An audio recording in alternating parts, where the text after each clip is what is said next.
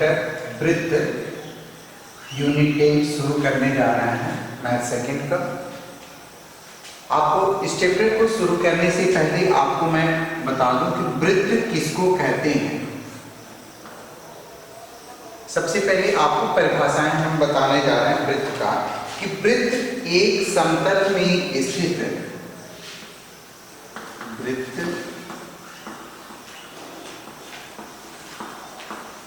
एक समतल में स्थित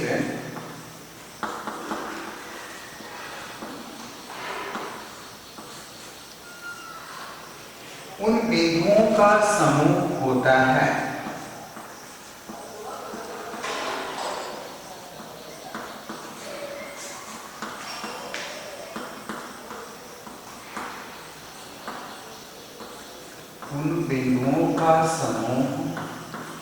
होता है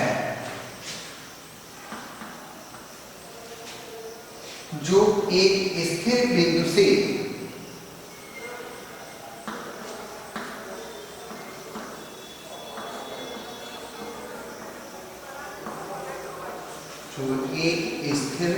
से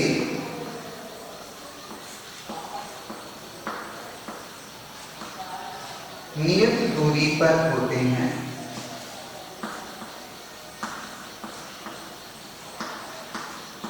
नियत दूरी पर होते हैं यानी कोई भी समतल ले लीजिए, समतल पर एक स्थित उन बिंदुओं का समूह है जो यहाँ से बिंदु से जो समान दूरी पर स्थित होते हैं, है ना। इन स्थिर और समान बिंदुओं की दूरी से जो है जब हम इन बिंदुओं को मिलाते हैं तो यह एक सर्कल का रूप धारण करता है। इसको हम कहते हैं वृत्त। समझ आया? यानी वृत्त क्या होता है? वृत्त एक समतल में स्थित उन बिंदुओं का समूह होता है जो एक स्थिर बिंदु से नियत दूरी पर होते हैं। दूसरा, अब इसका हम परिभाषा आपको बताने जा रहे हैं, व्यास। व्यास किसको कहते हैं? तो व्यास के बारे में आप देखेंगे, वृत्त का, मान लीजिए एक वृत्त है, तो वृत्त के केंद्र से एक गुजरने वाली जो भी ये रेखाएं होती हैं, चाहे ऐसे कोण, ऐसे, ये सभी रेखाएं जो है वह वृत्त का व्यास कहलाती है। मान लीजिए ये भी वृत्त का व्यास हो, केंद्र से जा रही है, ये भी रेखा जो है आपका वृत्त का व्यास कहलाएगी, क्योंकि ये भी केंद्र से होकर के जा रही है। तो वृत्त का व्यास समझ आ गया। अब वृत्त का जो एक केंद्र होता है ना, एक केंद्र से जो एक दूरी होती है, मान लीजिए केंद्र O हो गया और एक C हो गया, तो इस OC को हम क्या कहेंगे? वृत्त की त्रिज्या। इसको क्या कहते हैं? वृत्त की त्रिज्या। यानी वृत्त के केंद्र से एक परिधि को एक तरफ, है ना, परिधि को एक तरफ स्पर्श करने वाली यह रेखा जो है वह वृत्त की त्रिज्या कहलाती है। और वृत्त के केंद्र से दोनों जो बढ़ाने पर दोनों परिधि बिंदुओं को स्पर्श करने वाली इस रेखा को हम वृत्त का व्यास कहते हैं। इस तरह से आप कह सकते हो कि व्यास बराबर होता है 2r। व्यास बराबर क्या होता है? 2 गुणे त्रिज्या, यानी एक त्रिज्या का गुना होता है। और अगर सपोज त्रिज्या ज्ञात करनी होती है तो त्रिज्या आपको मालूम होना चाहिए, व्यास की क्या हो जाएगी? आधी हो जाएगी, तो जाएगा व्यास बाई 2। ठीक है। तीसरे नंबर पर हम आते हैं कि वृत्त की जीवा किसको कहते हैं। हम केवल फिगर के द्वारा आपको समझाते जा रहे हैं। ये देखिए, ये आपका वृत्त हो गया, तो वृत्त के केंद्र से वो छोड़कर ये जो भी रेखाएं ये खींची जाती हैं, ये सभी रेखाएं क्या कहलाती हैं? इस व्यास को ही हम व्यास को तो अगर ये केंद्र से होकर के जाती है तो हम इसको व्यास कह लेते हैं, इसको क्या कह लेते हैं, व्यास। लेकिन इन सभी रेखाओं को हम कहते हैं जीवा। ये क्या कहलाती है, जीवा। तो इसका मतलब ये हो गया कि व्यास भी एक जीवा है। अब व्यास के ऊपर चाहे हम लाइन खींचें या नीचे खींचें, ये सभी रेखाएं जो हैं वह क्या होती है, व्यास से छोटी होती जाती हैं। इस तरह से हम ये कह सकते हैं कि व्यास जो है वृत्त की सबसे बड़ी जीवा होती है। व्यास क्या होता है, वृत्त की सबसे बड़ी जीवा होती है। लेकिन यह व्यास जो है तभी कहलाएगी जब यह केंद्र से होकर जाएगी। जीवाओं के लिए केंद्र से होकर के जाना जरूरी नहीं होता है ना। अगर एक केंद्र को छोड़ करके जाती है तो भी ये जीवा कहलाती हैं, और केंद्र से भी जाएंगी तो ये व्यास कहलाएगी। और आप कह सकते हो कि व्यास में वृत्त की सबसे बड़ी जीवा कहलाती है। अब चाप, नेक्स्ट पॉइंट हम ले रहे हैं चाप का।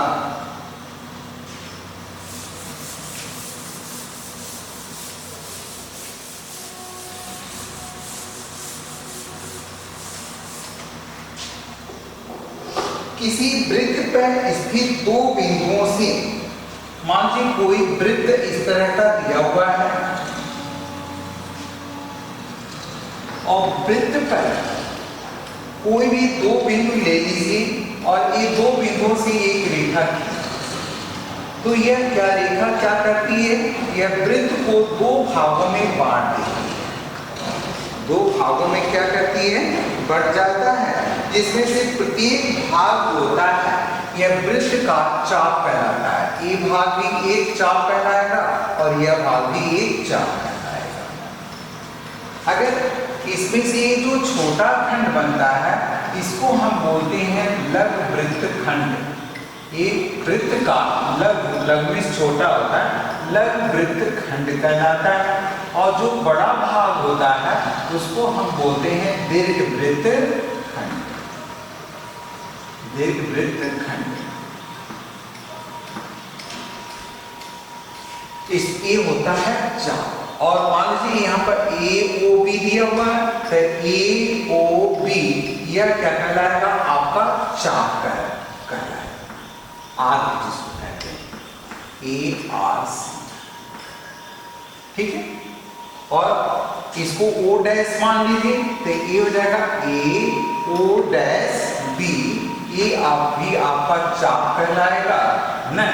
ये आपका जो होगा ओ डैश हो गया, ये भी चाप कहलाएगा, आर कहलाएगा। ये जो होता है माइनर लाइन, माइनर सर्कल का जो होता है खंड होता है, और एक मेजर होता है, ठीक है। अगला पॉइंट है अर्धवृत्त। अर्धवृत्त, जब ये वृत्त होता है तो ये पूरा ही अगर गिरा होता है तो इसको हम कहते हैं वृत्त। लेकिन जब यहाँ से व्यास खींचते हैं तो व्यास केंद्र से होकर के जाता है, तो ये वृत्त को दो समान भागों में बांट देता है। तो इसको हम आगे वाले भाग को इसको कहते हैं अर्धवृत्त।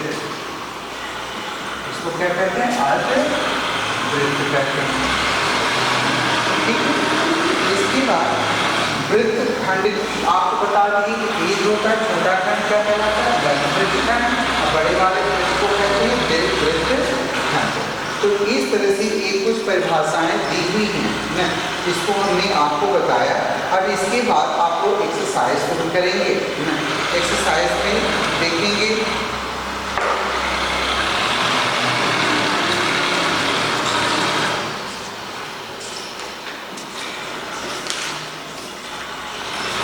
एक्सरसाइज 8.1।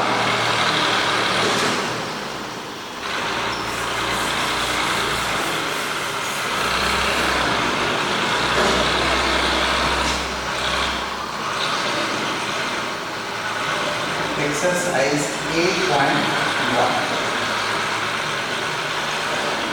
तो 1.1 में पहला क्वेश्चन है, एक वृत्त की कितनी स्पर्श रेखाएं हो सकती हैं? तो ये होगा प्रश्न, एक वृत्त की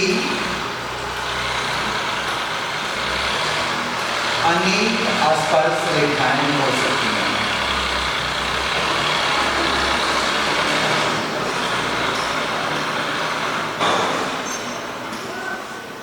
अनेक स्पर्श रेखाएं हो सकती हैं।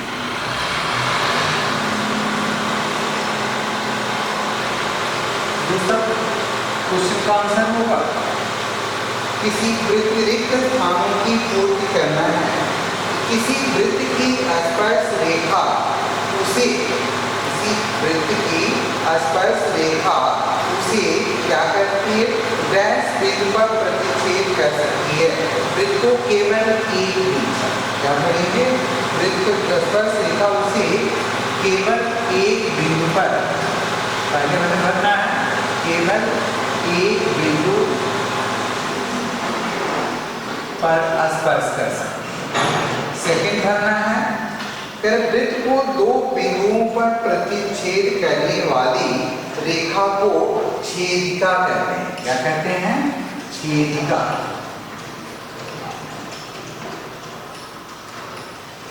तीसरे में है, दो वृत्त के, एक वृत्त की डैश समांतर रेखाएं हो सकती हैं।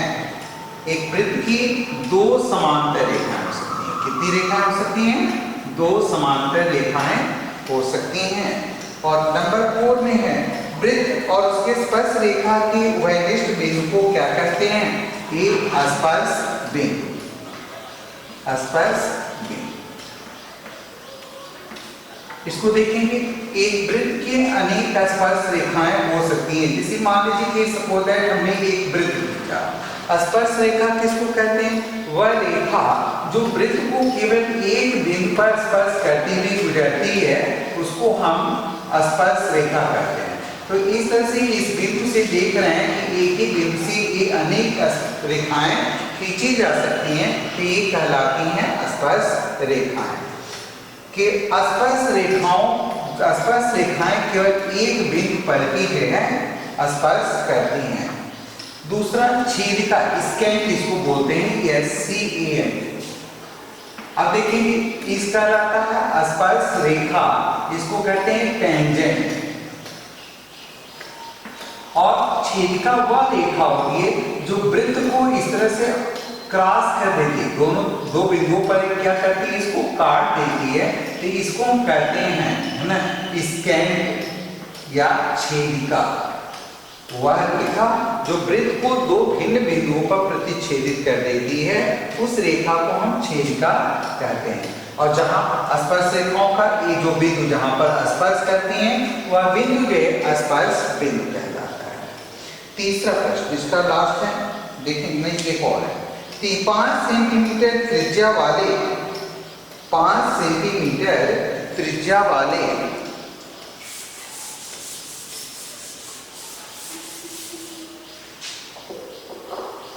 एक फिगर बनाएंगे क्वेश्चन नंबर 3 के लिए। 5 सेंटीमीटर त्रिज्या वाले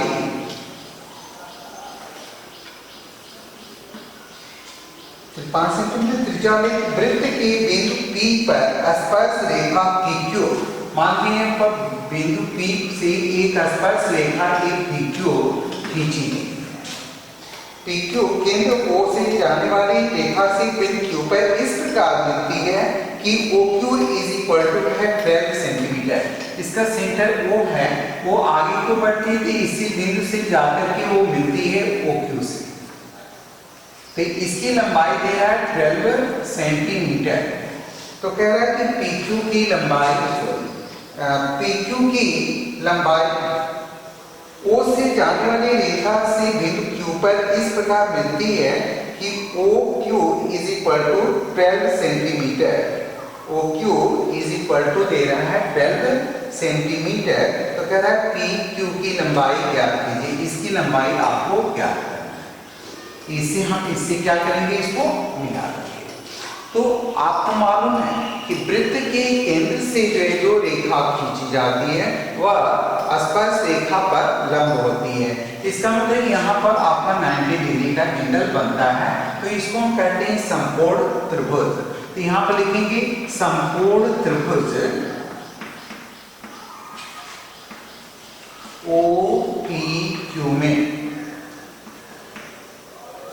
ये आपका दिया हुआ है वृत्त की त्रिज्या के वृत्त का दिया हुआ है ना कि 5 सेंटीमीटर त्रिज्या का वृत्त है, तो ये 5 सेंटीमीटर हो गया। तो आपको क्या दिया हुआ है इसमें आधार ज्ञात करना है, तो लिखेंगे यहाँ पर PQ square is equal to OQ square minus OP square. तो OQ का मान कितना दिया है 12 का स्क्वायर, अब माइनस करेंगे 5 का स्क्वायर, तो 10 12 का 144 माइनस 25, 14 माइनस 5 हो जाएगा 9, here 13, 13 माइनस 2 इक्वल 11।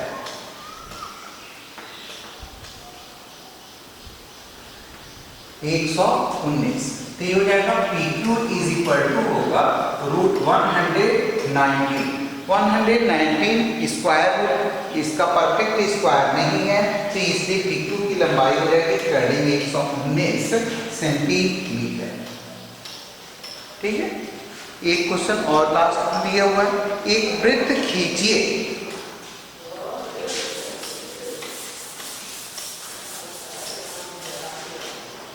एक वृत्त खींचिए, तो आप एक वृत्त खींचेंगे बिना किसी नाप का, 4 सेंटीमीटर 5 सेंटीमीटर आप कोई भी खींच सकते हैं वृत्त। क्वेश्चन नंबर 4, एक वृत्त खींचो, दी गई रेखा के समांतर 2 ऐसी रेखाएं खींचे जिनमें से एक स्पर्श रेखा और दूसरी छेदक रेखा हो। तो इसमें से स्पर्श रेखा खींचेंगे, तो यहाँ से कोई भी रेखा एक बिंदु पर स्पर्श करते हुए रेखा खींच लेंगे, यह रेखा कहलाएगी स्पर्श रेखा। दूसरा इसमें कहना है स्पर्श रेखा को और एक स्पर्श रेखा और दूसरी छेदक रेखा हो। तो छेदक रेखा क्या करती है, एक वृत्त को 2 भिन्न बिंदुओं पर स्पर्श करती हैं। ये मान लीजिए AB क्या कहलाएगी छेदक रेखा, AB कहलाएगी छेदक रेखा। समझ में? तो क्या कर रहा है, दूसरी छेदक रेखा हो। ये रेखाएं जो होती हैं वो दोनों एरो बनाती हैं वृत्त, ये रेखाओं का जो है रेखाखंड जो होते हैं केवल एक तरफ एरो बनाते हैं। तो ये केवल आपको इसमें फिगर बनाना है। इस तरह से आपको एक्सरसाइज 8.1 के क्वेश्चन नंबर 1 2 3 4 हमने बताया, आपको इसको सॉल्व करना है और ये आपका एक्सरसाइज 8.1 यहीं पर समाप्त होता है। कल हम लोग एक्सरसाइज 8.2 पढ़ेंगे।